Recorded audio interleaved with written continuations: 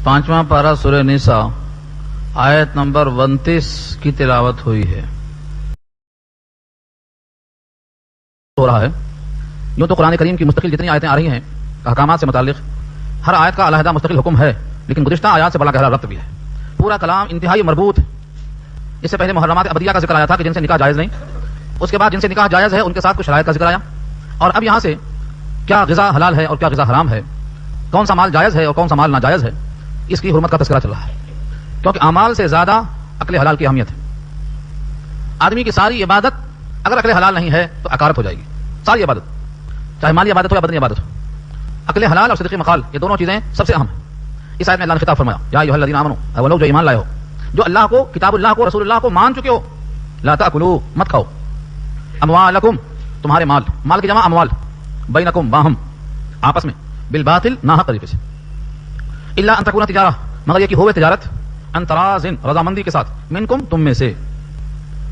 इन दो आयतों में जो मज़मून सुन रहे हैं आप, पहला जुमला है ला ताकुलू, मत खाओ। हालांकि खाने से मुराद खाना ही मुराद नहीं है, बल्कि इस्तेमाल में मत लाओ। ऐसा नहीं है कि खाने के हद तक तो हलाल और पहनने के लिए दूसरे किस्म से ले सकते हो।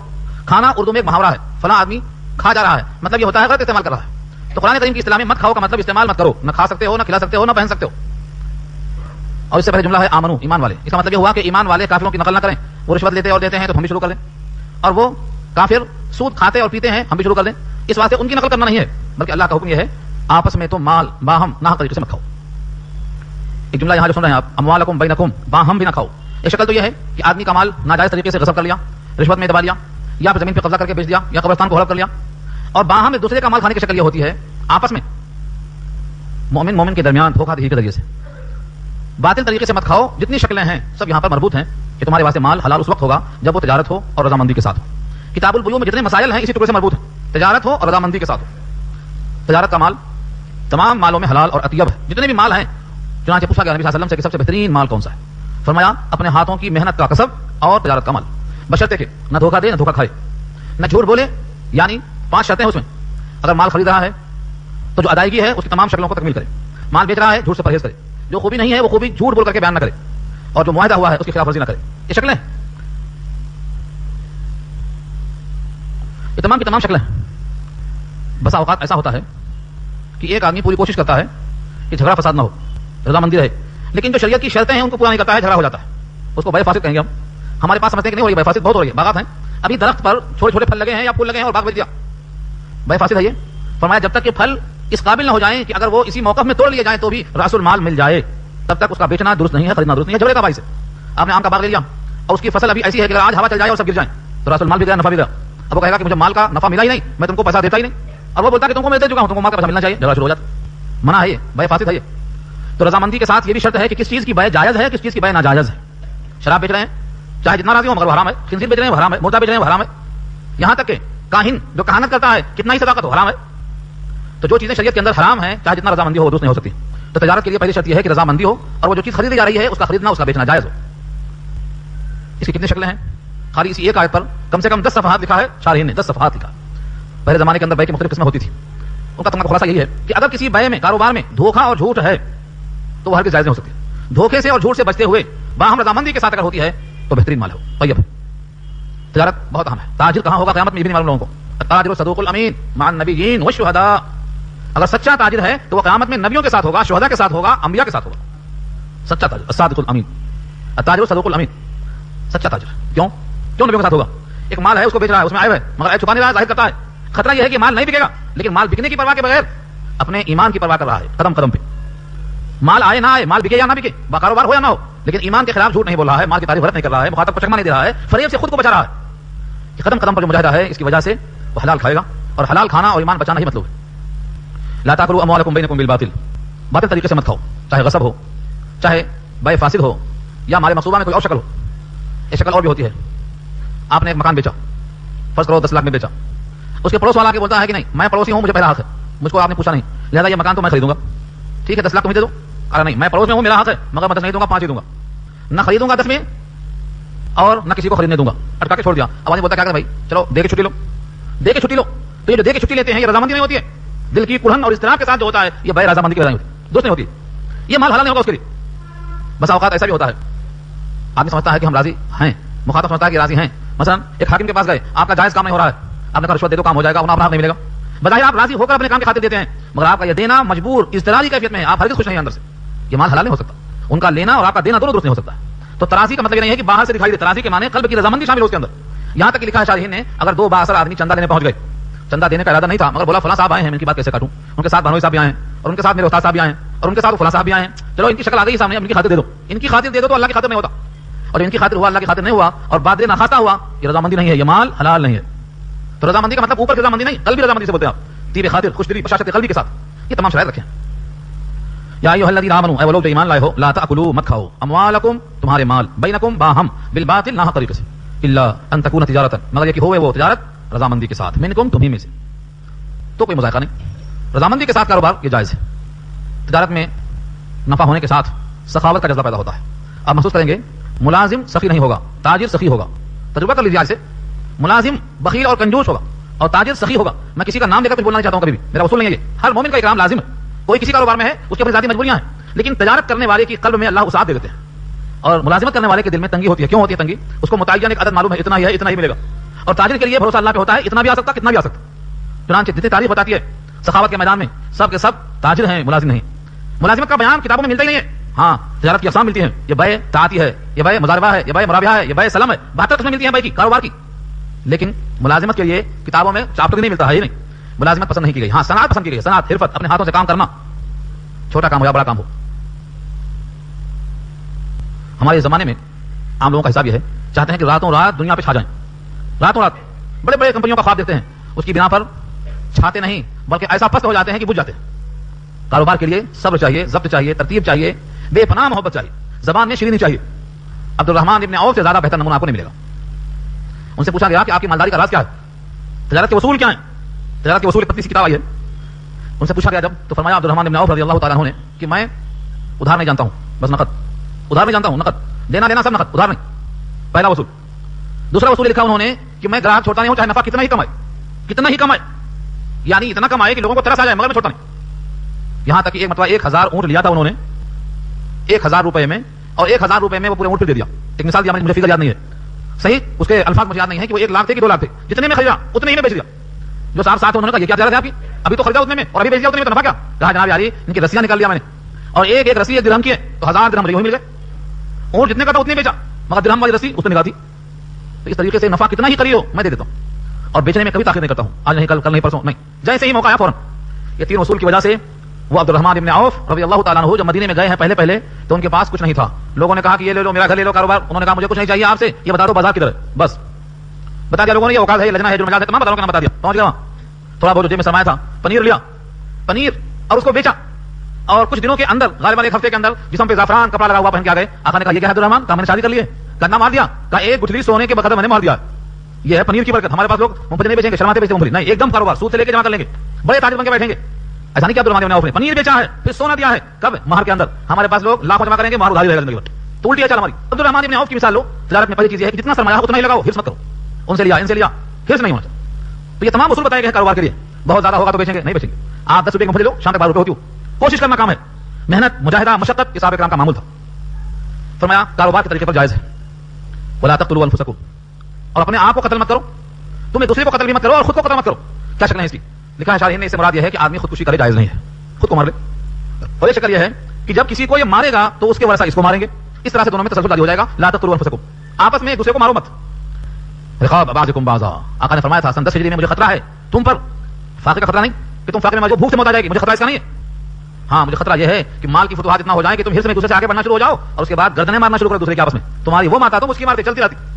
لا تقتلوا انفسکم, مومن کی جان حرام ہے, اور جو شخص کسی کو جان بوجھ کر مارے گا قیامت میں سزا کیا رکھی ہے اللہ نے, یہی پارہ, یہی سورہ ہے. 2 رکوع کے بعد انشاءاللہ آرام مضمون. ومن قتل مؤمنا متعمدا فجزاؤه جهنم خالدا فيها وغضب الله عليه ولعنه واعد له عذابا عظيما. فرمایا کہ جس نے کسی کو جان بوجھ کے قتل کر دیا تو ہمیشہ جہنم میں رہے گا. اور کیا ہوگا؟ اور کیا فرمایا؟ غضب اللہ, اس پر اللہ کا غضب ہوگا, ولعنہ, اللہ کی لعنت ہوگی, اور بڑا عذاب ہوگا اس کے واسطے. کب تک رہے گا؟ ہمیشہ جہنم ہی میں رہے گا, جہنم میں رہے گا. اس لیے مومن کو قتل کر کے نہ اس کو جہنم بھیجنے کی فکر کرنا, نہ خود کو. بس اوقات ایسا ہوتا ہے قاتل اور مقتول دونوں جہنم میں جاتے ہیں, قاتل اور مقتول دونوں, مارنے والا بھی اور مر جانے والا دونوں. صحابہ نے پوچھا یہ کیوں؟ قاتل تو جہنم میں جائے گا، اس نے قتل کیا، لیکن مقتول کیوں جائے گا؟ آقا نے فرمایا یہ بھی تو ارادہ قتل سے نکلا تھا، یہ اور بات ہے کہ اس کی فتح ہو گئی، یہ مقتول ہو گیا۔ دونوں ارادہ قتل سے باہر آئے تھے، اسی عزم کی بنیاد پر دونوں جہنم میں جائیں گے، القاتل والمقتول کلاہما فی النار، دونوں جہنم میں۔ تو اپنے آپ کو قتل کرنا درست نہیں ہے۔ اتنا صبر کرو، اتنا صبر کرو، کیونکہ اللہ صابرین کے ساتھ ہیں۔ ان اللہ مع الصابرین، یہ ہمارے لیے ہے۔ کس کے لیے ہے یہ؟ صابر کے ساتھ اللہ ہے، ظالم کے ساتھ اللہ نہیں ہے۔ اگر آپ طاقتور ہیں پھر بھی معاف کرتے ہیں تو عفو و درگزر کا ثواب ملے گا، اور آپ اگر مظلوم ہیں لیکن طاقتور نہیں ہیں تو آپ بے بسی، مجبوری، لاچاری، محتاجی کا ثواب ملے گا، لیکن ظالم ہو کر کے آپ فتح نہیں ہو سکتے۔ ان اللہ کان بکم رحیما، بے شک اللہ تم پر مہربان ہیں۔ اسی مہربانی کا تقاضا یہ ہے کہ پہلے بتا دیا کہ حرام مال مت کھاؤ، کیونکہ حرام مال کا انجام جہنم ہے۔ آقا نے فرمایا من نبت بالحرام، جسم کا جو حصہ بڑھے گا حرام غذاؤں سے، جہنم زیادہ حقدار ہے اس کے لیے، وہ جہنم میں جائے گا۔ پھر تشریح لکھا ہے شارحین نے، کیسے وہی گوشت کا ٹکڑا جہنم میں جائے گا؟ آپ پورا جنت میں جائیں اور وہ ایک ٹکڑا جہنم میں جائے، وہ کیسے ہو سکتا ہے؟ اس ٹکڑے کے ساتھ سب جہنم میں جائے گا، یہ مطلب ہے اس کا۔ اسی لیے جہنم میں جانے سے بچنا ہے تو ایک ایک قطرے کا خیال کیا جائے، اور اطلاع دینا وقت سے پہلے یہ شفقت کی خاطر ہے تاکہ بندہ بھٹک نہ جائے۔ ان اللہ کان بکم رحیما ومن يفعل ذلك عدوانا وظلما فسوف نصليه نارا، اور جو کرے گا یہ عدوان، سرکشی کرتے ہوئے، ظلم کرتے ہوئے، اوپر کے کام یعنی قتل کرنا، رضامندی کے بغیر مال کھا جانا، باطل طریقے سے مال کو سمیٹ لینا، ان تمام شکلوں میں انجام فسوف نصليه نارا، ہم عنقریب کو داخل کریں گے نار میں، یعنی آگ میں۔ اللہ جس کو آگ میں داخل فرما دیں اس آگ کا تصور بھی نہیں کر سکتے۔ دنیا کی آگ جسم جلاتی ہے اور 70% نہیں اور کم ہی جلتا ہے، مر جاتا ہے، موت آ کے یہاں سے منتقل کر دیتی ہے، لیکن جو اللہ کی آگ ہے نار اللہ، کہاں پڑھا آپ نے؟ سورہ حمزہ میں، نار اللہ الموقدہ التي تطلع على الافئدہ، وہ اللہ کی آگ ہے دلوں میں جھانکتی ہے، جسم جل گیا، چمڑا جل گیا، ہڈی جل گئی، گھستے گھستے قلب کے اندر پہنچ جاتی ہے، تب تک بھی موت نہیں آئے گی، قلب جلے گا لیکن موت نہیں آئے گی۔ تو یہ اللہ کی آگ ہے، فسوف نصلیہ نارا وکان ذلک علی اللہ یسیرا، اور یہ اللہ پر بہت آسان ہے۔ لوگ سمجھتے ہیں اتنے لوگوں کو جو ظلمن اور سرکشی کرتے ہوئے حدوں سے آگے بڑھ جاتے ہیں، ان سب کو جہنم میں ڈالنا کیا آسان ہے؟ ان کو پکڑنا، فرد جرم عائد کرنا، سزا کا مستحق قرار دینا، جہنم میں ڈال دینا آسان ہے؟ فرمایا اللہ پر بہت آسان ہے۔ وکان ذلک علی اللہ یسیرا، یسیر آسان ہے، یسر سے۔ دنیا میں لگتا ہے اتنے لوگ ہیں، ان کا حساب کیسے ہوگا؟ آدم سے لے کر اب تک کتنے پیدا ہوئے؟ حدیث میں آتا ہے ظہر اور اصل کے درمیان جو وقت ہے، اتنے وقت میں سب کا حساب ہو جائے گا، سب کا حساب ہو جائے گا، اور یہ اللہ پر بہت آسان ہے۔ اللہ کیا ہے؟ سریع الحساب ہے۔ سورہ حامیم کی آیت موجود ہے، اللہ کیا ہے؟ سریع الحساب ہے، جلدی سے حساب لے لیتے، اتنے کم وقت میں سب کا حساب لے لیں گے۔ اب اللہ فرماتے ہیں اگر تم کبائر سے بچ جاؤ تو صغائر کو ہم خود معاف کریں گے، اب تو توبہ کر لو۔ ان تجتنبوا کبائر ما تنهون عنه نكفر عنكم سيئاتكم وندخلكم مدخلا کریما، یہ آیت نمبر 31 ہے۔ اس آیت میں یہ بتایا گیا ایک ضابطہ ہے، ایک اصول۔ گناہوں کی دو قسمیں ہوتی ہیں، ایک کبیرہ جمع کبائر، ایک صغیرہ جمع اس کی صغائر۔ صغیرہ اور کبیرہ یہ بندوں کی اصطلاح ہے، بندوں کی۔ چھوٹا گناہ بڑا گناہ، اصطلاح میں لکھا ہے کہ اگر مرض کو کوئی آدمی چھوٹا مرض سمجھا تو وہی مرض بڑا ہو جاتا۔ سنا کبھی آپ نے؟ چھوٹا مرض کو چھوٹا مرض مت سمجھو، چھوٹا مرض آہستہ آہستہ بڑا مرض بن جاتا۔ کتابوں میں یہ لکھا ہے چھوٹا مرض کو چھوٹا مت سمجھو، علاج فوری کرو۔ فقہا لکھتے ہیں کہ گناہ صغیرہ کو صغیرہ مت سمجھو، اس پر اصرار کرنے سے وہ کبیرہ بن جاتا ہے، کبیرہ گناہ بن جاتا ہے۔ صغیرہ اور کبیرہ کی اصطلاح ہیں، چھوٹا گناہ بھی ہے، ایک بار کریں گے تو صغیرہ ہے، لیکن اس کو بار بار بار بار کرتے رہیں گے، اصرار کرتے رہیں گے تو وہ گناہ کبیرہ بن جاتا ہے۔ ایک تعریف تو یہ ہے۔ ایک تعریف ابن عباس رضی اللہ عنہ کے سامنے کی گئی کہ گناہ کبیرہ وہ ہے جس پر وعید نازل ہو، مثلا چوری کرنا، چوری کرے گا تو ہاتھ کاٹا جائے گا، زنا کرے گا تو سنگسار کیا جائے گا، شادی شدہ ہے تو سنگسار، اور اگر شادی شدہ نہیں ہے تو 100 کوڑے مارے جائیں گے۔ یہ سب کیا ہے؟ وعیدیں ہیں۔ شراب پیے گا تو 80 کوڑے مار کھائے گا یا 100 کوڑے مار کھائے گا، یہ سب کیا ہیں؟ جن پر وعید ہیں، سزائیں ہیں، یہ سب کے سب کیا ہیں؟ گناہ کبیرہ۔ اور سنو، 7 ہیں ایسے 7 السبع الموبقات، 7 وہ چیزیں جو ہلاکت میں ڈالنے والی ہیں۔ شرک اللہ کے ساتھ کرنا، ماں باپ کی نافرمانی کرنا، شراب کا عادی بن جانا، جھوٹ غیبت تہمت میں لگے رہنا، جس کو ہم کہتے ہیں مسلمان کی آبرو ریزی کرنا، ٹخنوں سے نیچا پائجامہ پہننا، جس کا نام تکبر رکھا ہے شریعت نے، کبر کی وجہ سے ہوتا ہے یہ۔ اگر کبر نہیں ہے تو نبی کے طریقے سے گریز کیوں ہے؟ کیا وجہ ہے کہ نبی کا طریقہ چھوڑ کے غیروں کو اختیار کیا گیا؟ یہ کبر ہی کی وجہ سے ہوتا ہے۔ یہ سب گناہ کبیرہ کی فہرست ہے۔ یہ سن کر کے ابن عباس نے کہا 7 نہیں، اگر 7 100 کہا جائے تو بھی کم ہے۔ کیوں؟ ہر گناہ اصرار کرنے سے کبیرہ بن جاتا ہے، اس لیے گناہ صغیرہ کو صغیرہ مت سمجھو، ہر گناہ کو بڑا سمجھو۔ بلکہ ایک ولی کا قول ہے، وہ ولی کون ہے؟ شاہ ولی اللہ دہلوی، جن کی کتابیں علماء بھی سمجھ نہیں پاتے ہیں، علماء بھی سمجھ نہیں پاتے ہیں۔ حجت اللہ البالغہ ان کی کتاب ہے، حجت اللہ البالغہ، اس کے شرح 4 جلد میں آئی، رحمۃ اللہ الواسعہ زخیم، کیا لکھا ہوا ہے انہوں نے؟ شریعت کے راز، شریعت کے رموز، کس حکم میں کیا علت ہے۔ وہ فرماتے ہیں حقیقت یہ ہے کہ ہر گناہ کبیرہ نہیں، ہر گناہ شرک ہے۔ کہا کیسے؟ ہر گناہ شرک کیسے؟ کہا گناہ کا مطلب ہوتا ہے اللہ کے حکم کے خلاف، رسول اللہ کے حکم کے خلاف۔ حکم کس کا ماننا ہے؟ اللہ کا۔ اس نے کس کا حکم مانا؟ اپنے نفس کا۔ تو اپنے نفس کے حکم کو خدا کے حکم سے بڑا سمجھا، تبھی تو اپنا حکم چلا لیا، خدا کا حکم توڑ دیا، تو شرک فی الحکم ہوا، حکم میں شرک کر دیا اس نے۔ اپنا حکم بڑا سمجھا، خدا کا حکم چھوٹا سمجھا، اپنا حکم بڑا کر دیا، رسول اللہ کا حکم کم کر دیا، تو کیا ہوگا؟ یہ شرک فی الحکم۔ جتنے گناہ ہیں تجزیہ کر لو ایسا ہی۔ تو امام ولی اللہ کی رائے کیا ہے؟ ہر گناہ شرک ہے، اور شرک چھوٹا بڑا نہیں ہوتا، لہذا ہر گناہ گناہ ہی ہے اور بڑا عظیم ہے، مہلک ہے، اسے ہلکا سمجھ کے چھوڑ دیں گے۔ آج کل لوگ کیا کرتے ہیں؟ बीड़ी पीते, कहते हल्का गुनाह है, सिगरेट पीते हल्का गुनाह है, वो पान में तंबाकू खाते हल्का गुनाह है, पता नहीं चलता कि गुनाह है। लेकिन जब फेफड़ा खराब हो जाता और फेफड़े की खराबी की वजह से सांस चढ़ती है, दम चढ़ती है, पुकार लेता है, जब समझ में आता है कि साथ मैंने तबाह कर लिया है, खुद को अपने हाथों से हलाक कर लिया है, वला तुल्कू बिअयदीकुम इला तहलुका, अपने आप को हलाकत में मत डालो, अल्लाह का हुक्म तबाह में डाल लिया। जब समझ में आ जाता है तो बड़ा ही छोटा गुनाह है, कहते मकरूह है मकरूह, लेकिन जब साथ हाथ को आ गई तब समझ में आता है। तो छोटे छोटे गुनाह नजर नहीं आते, लेकिन ये हलाकत के वास्ते बहुत काफी है। अल्लाह का ये वादा है, अगर तुम बड़े बड़े गुनाहों से बच गए तो छोटे गुनाहों को बचने की तौफीक हम खुद दे देंगे, खुद दे देंगे रास्ता। देखो अल्फाज बहुत प्यारे हैं, इन तजतनिबू कबाइरा, अगर तुम इज्तनाब करो कबीरा से, इन तजतनिबू, तजतनिबू इज्तनाब बचना, अगर तुम इज्तनाब करो कबीरा से, कबीरा से मुराद कौन? मा तुनहौना अन्हु, मा तुनहौना अन्हु, ये तारीफ किया अल्लाह ने, जिनसे रोका गया है तुमको, मा तुनहौना अन्हु, जिन कामों से मना किया गया है, अल्लाह की तरफ से जिन कामों से रोका गया है, ये कबीरा है, तो हम तुम्हें सिला क्या देंगे? नुकफ्फिर अन्कुम सय्यातिकुम, हम दूर कर देंगे तुमसे तुम्हारे छोटे गुनाहों को, सय्यात छोटे छोटे गुनाह। मैंने वाकया सुनाया था आपको सय्यात पर, वाकया जब मैं सोचता हूं और इस आयत पर सय्यात को देखता हूं तो अल्लाह की शान नजर आती है, गुनाहों की माफी करने वाला वही है, दूसरा कोई नहीं। अबू यूसुफ सहाबी हैं, उनसे एक मौके पर उनकी दुकान थी खजूरों की और एक खातून खजूर खरीदने आई थी, ये वाकया बुखारी में दर्ज है और 12वां पारा सूरह हूद की एक आयत के ज़ैल में नकल किया है। वो खातून दुकान पर खजूरें खरीद रही थी, वो खातून बहुत हसीन थी, इन्होंने कहा खजूरें अंदर बहुत अच्छी हैं, यहाँ तो खजूर है गर्द गुबार आ गई है। वो खातून अंदर गई, ये पहुंच गए और जाकर उनका बोसा ले लिया। बोसा लेने के बाद एहसास हुआ, फिक्रमंद हुए, भागे भागे फौरन नबी के पास तशरीफ लाए और काम से गलती हो गई, आपने इधर मुंह कर लिया, इधर से आए तो इधर मुंह कर लिया, 3 दफा 3 तरफ गए। इतने में नमाज का वक्त हुआ, अज़ान हुई, जमात खड़ी हो गई, सलाम फेरते ही फौरन खड़े हुए और कहा अल्लाह के रसूल मुझे पाक कर दीजिए, मुझसे गलती हो गई। खौफ देखो, क़यामत का खौफ, जहन्नम का खौफ, यकीन है कि नबी मौजूद हैं, अभी फरिश्ता लेके पैगाम आ गया तो क्या हाल होगा। हमेशा मुहासमा करते थे वो, फरिश्ता अगर खबर लेकर आसमान से आ गया मेरे बारे में और कोई सख्त मसला हो गया तो क्या करूंगा, हर एक डरता था, नरसता था। आपने पूछा कि तुमने मेरे साथ नमाज नहीं पढ़ी, कहा बेशक पढ़ी, कहा इस नमाज ने तुम्हारे उस गुनाह को माफ कर दिया। साहबी पूछते हैं सिर्फ मेरे लिए है कि सबके लिए? सर झुकाया आका ने और ये आयत पढ़ना शुरू कर दिया, इन्नल हसनात युज़हिबुन सय्यात ज़ालिका ज़िक्रा लिज़ाकिरीन, सूरह हूद पारा 12। फरमाया देखो जितनी नेकियां हैं बुराइयों को खा जाती हैं, खत्म कर देती है। ये लफ्ज़ वही सय्यात है, हसनात सय्यात तकाबुल है, तो छोटे छोटे गुनाहों को छोटी छोटी नेकियां खत्म कर देती है। एक नमाज से दूसरी नमाज के दरमियान में कफारा है। इसका मतलब ये नहीं समझना कि मौलवी साहब ने इजाजत दे दिया है, हाँ नमाज़ें पढ़ते जाओ और जो चाहे करते जाओ।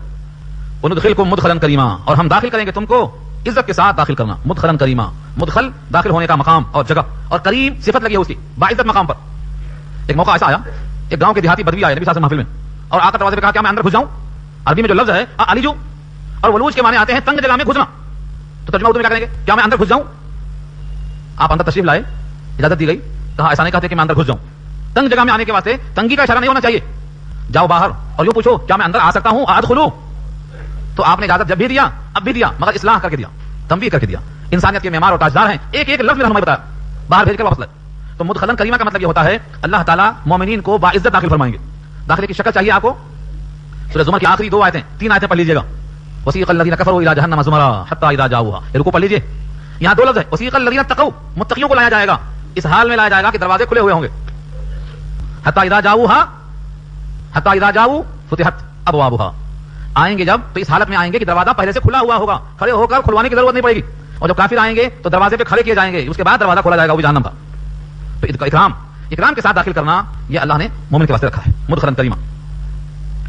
उसके बाद आमतौर से जो कल्ब में एहसास होता है, औरत चाहती है काश मैं भी मर्द हो जाती तो मुसीबतें झेलना पड़ता, और कभी कभी मर्द हज़रात कहते हैं काश मैं औलाद वाला ना होता तो मुश्किल झेलना पड़ता, औलाद कम होती तो अच्छा था, फलाना होते तो अच्छा था।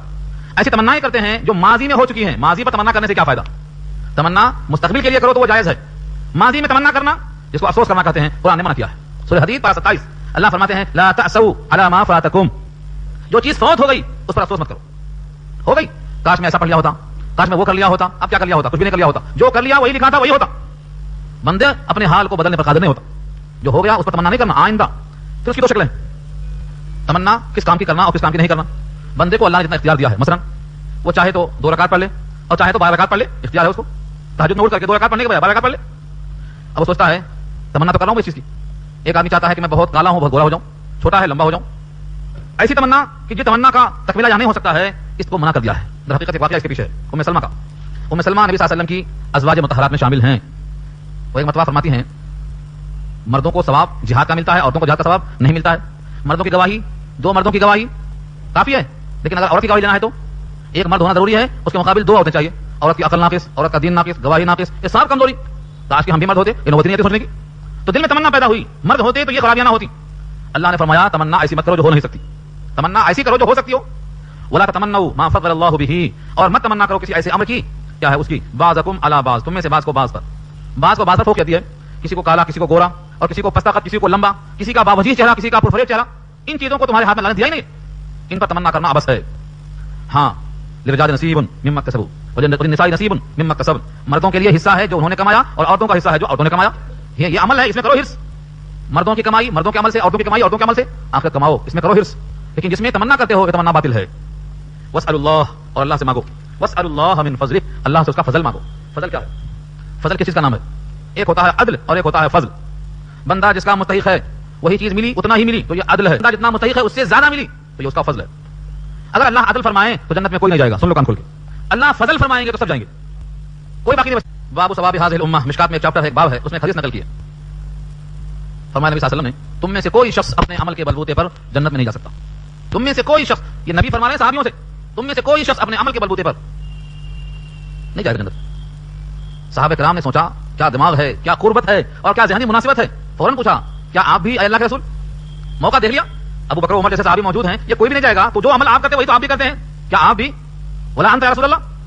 یہ روایت بخاری میں دو مقام پہ آئی ہے، اول نبی ثانی میں بھی. فرمایا ہاں میں بھی، مگر یہ کہ مجھے اللہ نے اپنی رحمت میں ڈھانپ لیا ہے. الا ان یتغمدنی اللہ تعالی برحمت واسعہ، مجھے ڈھانپ لیا ہے اللہ نے اپنی رحمت میں، تو رحمت میں ڈھانپ لیا ہے، رحمت سے جائیں گے. یہاں جملہ وہی ہے، اللہ کا فضل مانگو، فضل. ایک بار فرمایا نبی صلی اللہ علیہ وسلم نے، ابو بکر عمر بیٹھے ہوئے ہیں رضی اللہ تعالیٰ عنہما، جب سارے لوگ جنت سے اپنے اپنے آرام میں ہوں گے اور جہنم سے جتنا نکلنا تھا سب نکل چکیں گے، کوئی باقی نہیں بچے گا. اتنا کمزور ایمان کی کسی کی نظر میں نہیں آ سکے گا، ویسے لوگ بچیں گے جہنم میں، باقی سب نکل جائیں گے. تو اللہ فرمائیں گے اب جنت میں وہ لوگ جن کا نور ایمان اتنا کمزور کہ ذرہ سے بھی کم تھا، کسی کو نظر نہیں آیا کہ سفارش کرے اور لے کے جائے، اب اس کو اللہ تعالیٰ اپنے چلو سے نکالیں گے، لب بھر کے نکالیں گے. ہاتھ اٹھا کے بتائیں اچھا، لب بھر کے نکالیں گے. اس کو دیکھ کر کے حضرت ابو بکر صدیق رضی اللہ تعالیٰ عنہ نے فرمایا اے اللہ کے رسول اور اضافہ کر دیجیے، یعنی ایک لب بھر کے نہیں، دو بار لب بھر کے اٹھائیں گے، امت کا فائدہ ہو جائے گا. حضرت عمر نے کہا بس ہے بس ہے، دونوں میں چل گئی. دوستی بہت ہی تکلف والا انداز سے. عمر تمہارا کیا بگڑ جائے گا اگر اللہ تعالیٰ کو ایک بجائے بھرنے کے دو بار بھر دیں گے، امت کا فائدہ ہو جائے گا. اور نبی جب کہہ دیں گے تو اللہ مان جائیں گے، دو بھر دیں گے، تو تمہارا کیا بگڑ جائے گا؟ پھر وہی سوال، پھر وہی جواب. جناب عمر نے کہا بس ہے اللہ، بس ہے اللہ کا رسول. یہ نوک جھوک چلتی رہی اور آقا مسکراتے رہے. آخر میں فرمایا عمر سچ کہتے ہیں. کیوں؟ اللہ کے لب بھرنے کے بعد کون بچے گا؟ کون بچے گا؟ عمر سچ کہتے ہیں. تو جناب عمر کی تصدیق فرمایا عمر سچ کہتے ہیں، کون بچے گا؟ یہی حال جہنم کا ہوگا. جہنم جب بھوکی پیاسی رہے گی اور سب اس میں ڈال چکیں گے پتھر، انسان اور پتھر. اللہ پوچھیں گے کچھ اور گنجائش ہے کیا؟ کیا تو بھر گئی؟ تو کہے گی اللہ کچھ اور ہے، کچھ اور ہے. پورا ختم ہونے کے بعد کچھ اور ہے، جیسے بھوکی پیاسی ہو اور پھر بالکل نہ بھرا ہو. تو رب کریم اپنا پاؤں رکھ دیں گے جہنم میں، اپنا پاؤں رکھیں گے تو کہے گی قط قط قط قط قط، بس بس بس بس بس، چچار کی آواز آ جائے گی. یہ روایت بخاری میں درج ہے. اور اس کے بعد لکھا ہے یہ پاؤں رکھنے کی وجہ یہ ہے کہ جہنم کبھی بھرے گی ہی نہیں. یوم نقول لجہنم هل امتلأت وتقول هل من مزید، یہ آیت سورہ قاف پارہ 26 کی ہے، اسی کے تحت یہ روایت نقل کیا گیا. هل من مزید، کچھ اور ہے. تو اللہ کا فضل مانگو، فضل. اللہ عدل پہ آ جائیں گے، کوئی نہیں بخشا جائے گا. ہمارے اعمال اس قابل کہاں ہیں؟ زندگی بھر سجدہ کرتے، کبھی سوچو ایک سجدہ اس قابل ہے کہ بخشا جائے؟ سجدے میں ہڑا ہڑی، دل لگتے ہی نہیں. قیام میں ہے تو وہی ہڑا ہڑی، کب ختم ہوگا بھاگے، کب ختم ہوگا بھاگے. محبوب کے سامنے معراج کے موقع پر دل بھرتا ہے کسی کا؟ دل نہیں بھرتا. جیسے دلہا دلہن کو دیکھ کر مسحور ہو جاتا ہے اور شب وصال بہت چھوٹی معلوم ہوتی ہے. مومن کی نماز ایسی ہونا چاہیے، یہ لکھا ہے. نماز میں آپ کہاں کھڑے ہیں؟ اللہ کے سامنے. جلدی کس بات کی، کہاں جانا ہے؟ اس سے بہتر مقام اور منزل کہاں ملے گی آپ کو؟ اس سکون سے پڑھنا ہے نماز. تو نمازوں کا حال یہ ہے کہ اس کا بدلہ ملنے والا نہیں ہے، اس لیے اس کو اچھا بناؤ اور ساتھ ساتھ اللہ کا فضل مانگو. فضل جب تک اللہ کا فضل نہ ہوگا بخشا نہیں جائے گا بندہ. فضل. اللہم انا نسألک العفو والعافیہ، یہ آقا نے سکھایا ہے. عفو، معافی مانگو، معافیہ، دونوں جہان میں معافی مانگو، کیونکہ تمہارے اعمال اس قابل نہیں ہیں کہ تنہا کافی ہو جائیں. چنانچہ حدیث میں ایک دعا ہے آقا کی، فرمایا اللہم مغفرتک اوسع من ذنوبنا، اے اللہ آپ کی مغفرت زیادہ گنجائش والی ہے میرے گناہوں کے مقابلے میں. ورحمتک ارجع عندنا من اعمالنا، اور آپ کی رحمت زیادہ قابل امید ہے ہمارے اعمال کے مقابلے میں. اعمال پر امید نہیں، رحمت پر امید. ورحمتک ارجع عندنا من اعمالنا، اس کا مطلب نہیں خالی امید رکھ کے بیٹھ جاؤ سارے عمل چھوڑ دو، یہ نہیں ہے مطلب. عمل کرتے ہوئے فضل پہ نگاہ رکھو. ایک مرتبہ صحابہ نے پوچھا کہ اعمال چھوڑ دیں؟ جب فضل سے بخشش ہوگی تو کیا سارے اعمال چھوڑ دیں؟ ہم نے کیا کہا تھا؟ نہیں، عمل نہیں چھوڑنا. اعملوا کل میسر لما خلق له، عمل کرتے جاؤ، ہر آدمی کو اسی کی توفیق ملے گی جس کے لیے اس کو پیدا کیا ہے. جہنم کے لیے پیدا کیا گیا ہے، جہنم والے کام کی توفیق ہوگی، اور جنت والے اعمال کی توفیق ہوگی. تو سمجھ جانا ہاں اللہ کا فضل ہے، راستہ صحیح مل گیا ہے. یہ تو کرنا. ان اللہ کان بکل شیء علیما، بے شک اللہ جانتا ہر شے کو. اسی علم میں یہ بھی شامل ہے کہ وہ جانتا ہے کون فضل کا مستحق ہے اور کون فضل کا مستحق نہیں ہے، کس کے مانگنے پر دیا جائے، کون قلب سے مانگتا ہے. ولکل جعلنا موالیا مما ترک الوالدان والاقربون، اس آیت میں بڑا کلام ہے. اس آیت میں دو طرح کلام ہے. ولکل جعلنا موالیا، اور ہم نے بنایا ہے ہر ایک کے لیے موالی. موالی کہتے ہیں عصبہ کو، موالی عصبہ. جب میراث تقسیم ہوتی ہے تو ہر ایک کا حصہ مقرر ہوتا ہے. ان کو 1/8، ان کو 1/4، ان کو 1/6، ان کو 1/3، سب کا طے ہوتا ہے. کچھ لوگ ایسے ہوتے ہیں جو قریبی ہیں مگر حصہ طے نہیں ہوتا، جتنا بچا سب ان کا ہوتا ہے. ان کو عصبہ کہا جاتا ہے. وہ موالی ہیں. جیسے بیٹا، کتنا بیٹا حصے کا ہے؟ بیٹے کا حصہ نہیں ہے، جو حصہ بچے گا سب سمیٹ لے گا بیٹا. عصبہ یہ تو عصبہ ترجمہ کس کا ہے؟ موالیہ کا. ہر ایک کو ہم نے موالی بنایا ہے. مما ترک الوالدان, جو کچھ چھوڑا ہے ماں باپ نے, والاقربون, اور قرابت داروں نے, والذین عقدت ایمانکم فآتوہم نصیبہم, اور وہ لوگ جن سے تمہارے عہد بندھے ہوئے ہیں. عقدت, عقد کے معنی گرہ, عقد نکاح تو بولتے اس کو عقد. یہ بھی آزاد تھے, یہ بھی آزاد تھے. انہوں نے کہا اس مہر پر آپ راضی ہیں, کہاں راضی ہیں, گرہ لگ گئی, عقد ہو گیا. دونوں کی آزادی ختم ہو گئی, عورت ان کے ماتحت ہو گئی اور شوہر کے ذمہ نفقہ واجب ہو گیا, گرہ لگ گئی. تو عقد, عقدت کے معنی گرہ لگنا. ایمانکم, قسم, تمہاری قسموں کی گرہ لگی ہوئی ہے. اس سے اشارہ ایک واقعے کی طرف ہے. زمانے جاہلیت میں اسلام سے پہلے ایک دستور تھا, باہم دوسرے لوگ مل کے حلف نامہ داخل کرتے تھے, قسم کھاتے تھے. میں مر گیا تو میرے میراث کے تم مالک, تم مر گئے تمہارے مال کا میں وارث, تم پر آفات آئی تو میں شریک, مجھ پر آفات آئی تو تم شریک. اس کو محالفہ بولتے تھے, حلیف. جیسے فتح مکہ کا واقعہ پیش آیا تو اس وقت قریش حلیف تھے بنی خزاعہ کے, اور نبی صلی اللہ علیہ وسلم حلیف تھے بنی بکر کے. کیا حلیف کا مطلب ہوتا ہے؟ تم پر حملہ ہوا تو میں ساتھ دوں گا, ہم پر ہوا تو تم ساتھ دینا. اس کو بولتے ہیں محالفہ. جب میراث کی آیت نازل ہوئی تو یہ آیت منسوخ ہو گئی, میراث کا قانون نافذ کر دیا گیا. یہ تمام فقہا کی رائے ہے, مفسرین کی رائے ہے. لیکن امام اعظم ابو حنیفہ رحمۃ اللہ علیہ فرماتے ہیں کہ نہیں, اس کو منسوخ ماننے کی ضرورت نہیں ہے, اس کا حکم آج بھی برقرار ہے, اور وہ میراث سے ہٹ کر ہے. وہ کیا ہے؟ اگر کوئی ایسا آدمی ہے کہ اس کے آگے پیچھے کوئی نہیں, ایسی عورت ہے جس کے آگے پیچھے کوئی نہیں, جس کو ہم کہتے ہیں کلالہ, پیچھے گزر چکا ہے واقعہ, کلالہ مانے آگے پیچھے کوئی نہیں. ایسی عورت جو کلالہ ہے اور ایسا مرد جو کلالہ ہے, دونوں نے باہم محالفہ کر لیا, ہم مرے تو تم وارث, تم مرے تو ہم وارث. ان کے پاس یہ آئے تھے امام صاحب کی رائے, فآتوہم نصیبہم, تو دے دو ان کا حصہ. وہ کتنا ان کا حصہ ہوتا ہے؟ ان کا حصہ 1/6 ہوتا ہے, سدس. ان اللہ کان علی کل شیء شہیدا, بے شک اللہ ہر چیز پر شہید یعنی مطلع ہے. شہید کو شہید اسی لیے کہتے ہیں کہ وہ ہر حاضر ہوتا ہے. شہید جان لے کے حاضر ہوتا ہے میدان کارزار سے اللہ کی بارگاہ میں, اور جو کسی معاملے کا گواہ بنتا ہے وہ بھی شہید ہوتا ہے, وہاں موجود ہوتا ہے, شاہد بنا اسی سے, گواہی دینے والا. تو اللہ تعالیٰ بندوں پر, اعمال پر, ایمان پر, ہر عمل پر شہید ہے یعنی مطلع ہے. ان کو معلوم ہے کہ آپ نے اپنے حلف نامے کا کتنا پاس و لحاظ کیا ہے, اور کتنا وعدہ تھا, کتنا عطا کیا ہے, کہ اللہ کی نگاہ میں تمام چیزیں موجود ہیں. الرجال قوامون علی النساء بما فضل الله بعضهم على بعض وبما انفقوا من اموالهم فالصالحات قانتات حافظات للغیب بما حفظ اللہ. یہ آیت ہر مرد ہر عورت کو سمجھ کر پڑھنا واجب ہے, اس لیے کہ اس کے بغیر وہ اپنے حقوق پورا نہیں کر سکتا, نہ کر سکتی. لازم ہے اس کو اچھی طرح سمجھنا. مرد کو گمان ہوتا ہے میں تو حاکم ہوں, جو چاہے کروں. اس کو صرف اپنے حاکم ہونے کا احساس ہوتا ہے, لیکن جب حاکم ہے تو اس کی ذمہ داریاں کتنی زیادہ ہیں اس کا احساس نہیں ہوتا ہے. یہاں دلایا گیا ہے الرجال, رجل کی جمع ہے مرد حضرات, قوامون حاکم ہیں. قوام مبالغہ کا صیغہ ہے, قائم کھڑا ہونا, قیام کے معنی کھڑا ہونا, اور قوام کے معنی اپنے کو کھڑا کرنا نہیں ہے, اپنے ساتھ بہتوں کو کھڑا کرنا, یعنی سب کی دیکھ بھال کرنا, نگہبانی کرنا, بیوی ہے, ماں باپ ہیں, بچے ہیں, پوروں کی دیکھ بھال کرنا. کیا یہ قوام حاکم علی النساء, عورتوں پر. تو عورتوں پر مرد کیا ہوئے؟ قوام ہوئے, حاکم ہوئے. یہ خدا کا فیصلہ ہے, اس میں انکار نہیں کرنا چاہیے. بس اوقات کیا ہوتا, عورتیں بہت کماتی ہیں اور مرد نہیں کما پاتا کسی وجہ سے. کمانے کی وجہ سے کیا ہوتا, عورت سمجھتی ہے کہ اب میں حاکم ہوں, شوہر میرا نوکر ہے, جوتا صاف کرے جانے سے پہلے اور آنے کے بعد, اس سے وہ خدمت دینا کہ جس کی تحقیر ہو جائے.